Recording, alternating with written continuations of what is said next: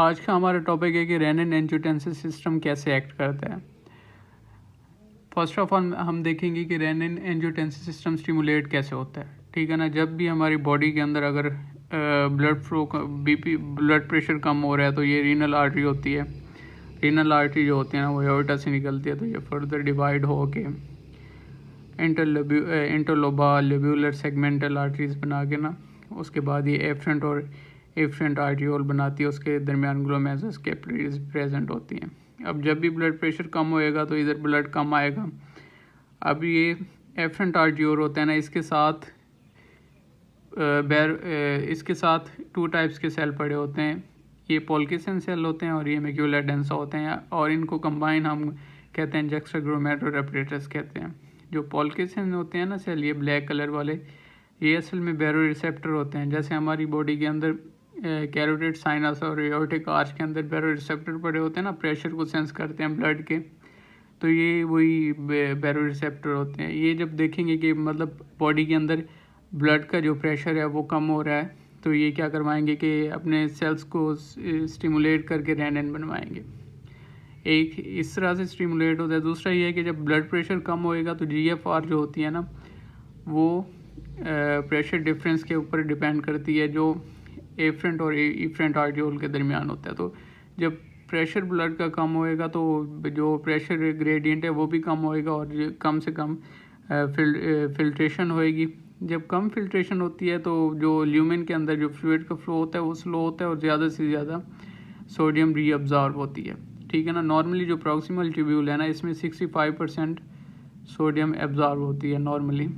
ठीक है ना, जब स्लो फ्लो होगा फिल्ट्रेट का तो ये 65% से ज़्यादा एब्जॉर्ब होएगी। इधर 65% और इधर भी होती है सोडियम रीअब्जॉर्ब, 20% इधर होती है। अब ये जो मैक्यूलर डेंसा सेल होते हैं जो किसके जक्स्ट्राग्लोमेरुलस का पार्ट होते हैं, मैक्यूलर डेंसा सेल एक कीमो रिसेप्टर हैं। ये क्या करते हैं कि मतलब ये सोडियम की कंसनट्रेशन को सेंस करते हैं कि नॉर्मल जो कोई सोडियम कंसनट्रेशन आती है उससे जो अब आ रही है फिल्ट्रेट के अंदर वो नॉर्मल सोडियम कंसनट्रेशन कम है या ज़्यादा है। अगर सोडियम कंसनट्रेशन कम होती है तो ये मैक्यूलर डेंसा फिर जक्स्ट्राग्लोमेरुलस को स्टिमुलेट करते हैं कि रेनिन बनाए। ठीक है ना, जब रेनिन रिलीज़ होता है, रेनिन ब्लड सर्कुलेशन के अंदर रिलीज़ होएगा। और ये याद रखने कि हमारे लीवर ना ज़्यादा टाइप्स की प्रोटीन बनाता है, जिनमें से एक एंजियोटेंसिन है, एंजियोटेंसिनोजन है। ये हमारी बॉडी की सर्कुलेशन के अंदर नॉर्मली प्रेजेंट होती है।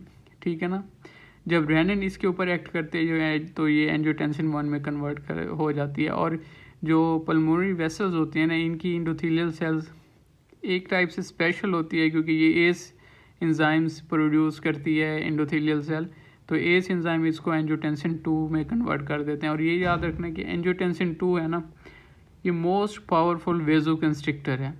ये कैटाकोलामीन्स जो हम एपिनेफ्रिन और नॉर एपिनेफ्रिन पढ़ते हैं तो उससे भी 1000 टाइम मोर वेजोकंस्ट्रिक्टर है।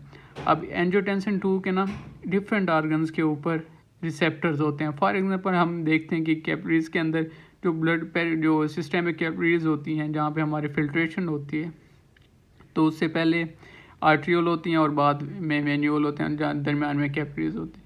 जो हमारी आर्ट्रियोल होते हैं उसके ऊपर एंजियोटेंसिन 2 के रिसेप्टर होते हैं, उनके ऊपर एक्ट करके ये क्या करवाएगा, वेजोकंस्ट्रिक्शन करवाएगा, जिसकी वजह से रेजिस्टेंस इंक्रीज़ होएगा और बॉडी में ब्लड प्रेशर रेज होएगा।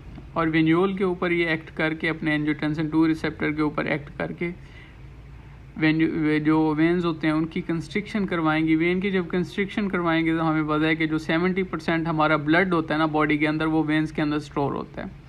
तो जब वेन की कंस्ट्रिक्शन होएगी तो कंट्रैक्ट करेंगी, इससे क्या है कि मतलब वीनस टर्न इंक्रीज़ होएगा, हार्ट की तरफ प्री लोड इंक्रीज़ होएगा। प्री लोड इंक्रीज़ होएगा तो हमारा कार्डियक आउटपुट इंक्रीज़ होएगा।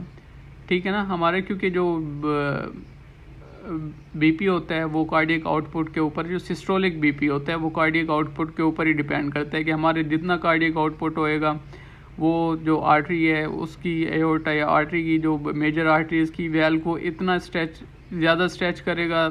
जब ज़्यादा कार्डियक आउटपुट होगा तो सिस्टोलिक बीपी ऊपर जाएगा। अब एंजियोटेंसिन 2 के रिसेप्टर एड्रीनल ग्लैंड के ऊपर भी होते हैं और CNS में भी होते हैं। एड्रीनल ग्लैंड में ये जाके एक्ट करेगा, वहाँ पे ग्लोमेरुलस जो ग्लोमेरुलोसा लेयर होती है वहाँ पे एक्ट करके ये एल्डोस्टेरोन की सिंथेसिस को ज़्यादा करवाएगा।